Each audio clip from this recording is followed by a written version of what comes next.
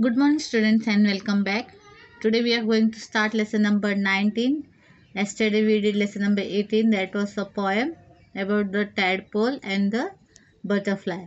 Now let's see what is there in this lesson. Okay, lesson number 19, the ugly duckling. It is about a duckling. Mother duck was really proud of her 6 new ducklings. Duckling किसको बोलते हैं? Duck के छोटे छोटे बच्चों को. Okay. Mother duck was really proud of her 6 new ducklings. They were soft, fluffy and yellow. सब कैसे थे? एकदम soft ना एकदम fluffy और yellowish. Such fine little ducklings. But the 7th one was very different. सारे 7 बच्चों में से 6 बहुत ही खूबसूरत प्यारे फरी और एकदम सॉफ्ट थे, पर एक ही डकलिंग ऐसा था जो उनसे अलग था, हटके था. It was bigger and its feathers were grey and shaggy. तो how it was this? वो बिगर था साइज में और उसके feathers कैसे थे? ग्रे थे और shaggy थे, अच्छे नहीं थे. It looked so ugly. All the same, Mother Duck thought, it is my baby duckling. She loved it dearly, but the other 6 brothers and sisters didn't like the ugly duckling. When it waddled towards them, they turned their backs and ran away. तो माँ क्या है, माँ सबको एक जैसा देखती है, भले बच्चे दिखने में एक गोरा हो या काला हो, doesn't matter for her. She loved the child, both of the child. वैसे ही ये डक भी क्या है, अपने सारे बच्चों को, इवन जो ये डकलिंग थी जो दिखने में अच्छी नहीं दिखाई, खूबसूरत नहीं या बाकी के जैसे नहीं थे, इसके बावजूद भी वो उससे बहुत प्यार करती थी. पर ये बाकी जो उसके भाई बहन वगैरह थे वो सब उसको नापसंद करते थे. जब भी एक छोटा सा डकलिंग जब उनके पास जाने की चाहत रखता है, जाने की कोशिश करता है, तो लोग क्या करते हैं, जस्ट टू गेट बैक और रन अवे, वो पीछे हट जाते हैं या दूर भाग के चले जाते थे. The little duckling would go for a swim every day to a lake nearby. The ugly duckling wanted to join the others, but they didn't want him. जो सारे डकलिंग है सी ओवर ईयर, वो लोग सब ऐसे कहाँ पे जाते थे? They used to go for a sea to swim. पानी में तैरने के लिए निकल जाते थे. तो even this duckling also wanted to go with them. उनके साथ जाना चाहते थे स्विमिंग के लिए, पर बाकी को डकलिंग्स को पसंद नहीं था. The little ducklings would go for a swim every day to a lake nearby. The ugly duckling wanted to join the others, but they didn't want him. तो वो जो अगली डकलिंग था उसको भी ज्वाइन करना था, उनके साथ जाना था, तो बाकी लोग क्या है, उसको नापसंद करते थे और वो उसको मना करते थे. They always swam away from him. He was left all alone.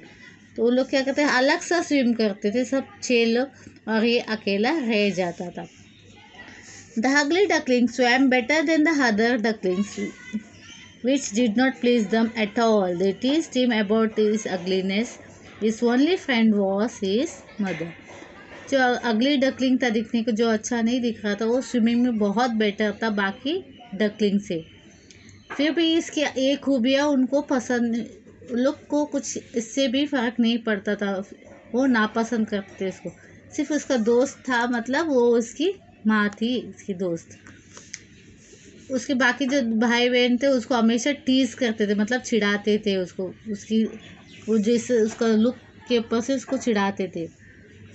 They teased him about his ugliness. His only friend was his mother. Other ducks told his mother, all your ducklings are smart, but this big fellow looks so different. Why is so ugly? His mother only said, he is mine and I love too. तो बाकी के ducks क्या बोलते थे इस mother duck को कि आपके बच्चे, सारे बच्चे दिखने में बहुत स्मार्ट है, सिर्फ एक को छोड़ के, ये इतना अलग हटके क्यों हैं? ऐसा उसको पूछते थे, इतना अगली क्यों दिखता है, ये इतना बदसूरत क्यों दिखता है? तो उसकी माँ क्या जवाब देती थी, वो मेरा है और मैं उसे बहुत प्यार करती हूँ. माँ के लिए अब बच्चे कैसे भी हो, उसको हमेशा सबसे खूबसूरत, बाकी लोगों से सबसे सुंदर ही उनका अपना बच्चा लगता है, भले वो दिखने में कैसे ही क्यों ना हो. बिकॉज माँ के प्यार का कोई ये नहीं होता है. वी कांट से कि वो किसी को डिस्क्रिमिनेट करती है, वो एक जैसा प्यार करती है और उसके लिए दुनिया में उसके बच्चे के इतना प्यारा और खूबसूरत और कोई हो नहीं सकता. At last, feeling very lonely and sad, the ugly little duckling decided to leave the lake. He made his way to the river edge and swam away with the river. उसे काफ़ी वो जो डकलिंग जो अगले duckling था उसे बहुत बुरा लगता. सब लोग उसके साथ बेरुखी से व्यवहार करते, उसको चिढ़ाते, तंग करते. तो एक दिन वो तंग आकर हताश होकर लेक छोड़ के वो कहाँ पे रिवर साइड चला जाता है. He made his way to the river edge and swam away with the river. वो रिवर साइड चला जाता है लेक छोड़ के. See this, the ugly duckling, how it looks. और बाकी के कैसे बड़े प्यारे येलोइश कलर फरी थे, एकदम fluffy. Whenever the poor duckling tried to seek shelter, he found that he was always ridiculed by the others. Smaller birds, animals, even human beings poked fun of him. He became lonelier and more miserable. जो ये poor duckling था, जहाँ भी हो जाता है वो हमेशा अलग ही होता है. कोई भी बर्ड्स, एनिमल्स या ह्यूमन बीइंग उसको पसंद नहीं करते थे. सब लोग उसका मजाक उड़ाते थे. इसकी वजह से क्या हुआ, ये डकलिंग क्या है, हमेशा अकेले रहने लगा. उसका लाइफ काफ़ी मिसरेबल हो गया, मतलब एक्सट्रीमली वो बहुत सैड हो गया. मिसरेबल मतलब सैड हो गया. By and by, he grew bigger and stronger, but whenever he looked at his own reflection, he thought, I look so ugly. He was afraid to look at his own reflection. He hid himself if he saw anyone coming.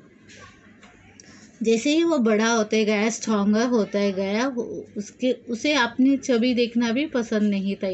Reflection मतलब पानी में जब देखते हैं अपनी छवि दिखाई देता है, तो अपना ओन रिफ्लेक्शन वो देखना पसंद नहीं करता था. बोलता मैं कितना हगली दिखता हूँ. I look so ugly. He was afraid to look at his own reflection. अपनी छवि भी वो देखना पसंद नहीं करता था, तो वो अपने आप को छुपा लेता था. ही hide himself if he saw anyone coming. अगर कोई आते हुए समझ में आता है तो छुप जाता है. One day when he was hiding among the reeds, he saw a flock of graceful white swans swim past. They were the most beautiful birds he had ever seen. How wonderful to be like them, he said to himself. तो एक दिन क्या हुआ, ऐसी वो जब उसको हाहाट हुई किसी के आने की तो छिप गया. तो उसने क्या देखा, उसने ग्रे स्वैन्स देखा. वाइट स्वैन्स कैसे थे, वाइट होते and they are very beautiful. See over here in this pictures. तो वो स्वैन्स को उसने देखा तो वो बोलते कितने खूबसूरत और प्यारे लगते हैं. They are the most beautiful birds he had ever seen. इससे पहले वो इस तरह के एक खूबसूरत पक्षी को नहीं देखा था. How wonderful to be like them. बोलते कितना अच्छा होता अगर उनके जैसा दिखता. Then came winter, the cold winds and the snow. Without any shelter, the poor duckling was frozen in the snow. A kind man saw him. He broke the snow and saved the duckling. अभी ये duckling क्या सबसे हताश होकर निराश होकर वो सब कुछ छोड़ के रिवर साइड चला जाता. तो एक अकेला रहता, उसको कोई पसंद नहीं करता था, इसके लिए वो अकेला रह जाता. तो अभी ठंडी का मौसम आता है, तब क्या होता है, ठंडी हवाएं चलती है, स्नो वगैरह गिरते हैं. तो इस तरह क्या उस वक्त उसको कोई शेल्टर नहीं था, वो कहीं भी रह सके ऐसी कोई जगह नहीं थी. तो वो स्नो में क्या हुआ, एक जगह दब के रह गया उधर. तो एक इंसान, एक kind man, okay, he saw that duckling. उसने उस डकलिंग को देखा, उसे काफ़ी बुरा लगा उसको देख के. उसको उठा लेता है और उस डकलिंग को बचा लेता है. अगर वो वैसे ही बर्फ़ के अंदर दबा रहता तो क्या हो जाता, मर जाता. तो उसने उस डक की जान बचाई. Soon it was spring. The duckling had now gained a lot of strength again. He found his way to the river edge and swam further away. फिर स्प्रिंग सीजन, अगर सीज़न चेंज होता है तो duckling क्या करते हैं, फिर से आप उठ के पानी में तैरते हुए दूसरी जगह जाता है. He found his way to the river edge. और वो डकलिंग क्या है, रिवर एज के पास पहुंच जाता है. And swam further away.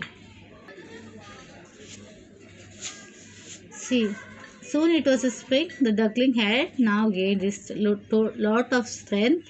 Again he found his way to the river edge and swam further away. तो उस वक्त फिर से स्प्रिंग सीजन चेंज होने की वजह से तब तक वो ठीक ठाक हो जाता है, उसमें काफ़ी सारी शक्ति आ जाती है और वो फिर से रिवर साइड एज में चला जाता है स्विमिंग करते करते हुए. Now I am going to stop here. Okay, the remaining part of your lesson will be explain to you in the next lecture. तब तक आप इस लेसन को रीड कीजिए, try to understand, difficult words को प्रोनाउंस करने सीखिए, उसको स्पेलिंग लिखना सीखिए, so that it will help you. आपको काफ़ी मदद होगा अगर इस तरह आप प्रैक्टिस करोगे घर में बैठ के. Will you able to write the words by yourself. Okay, bye, see you and meet you in the next lecture.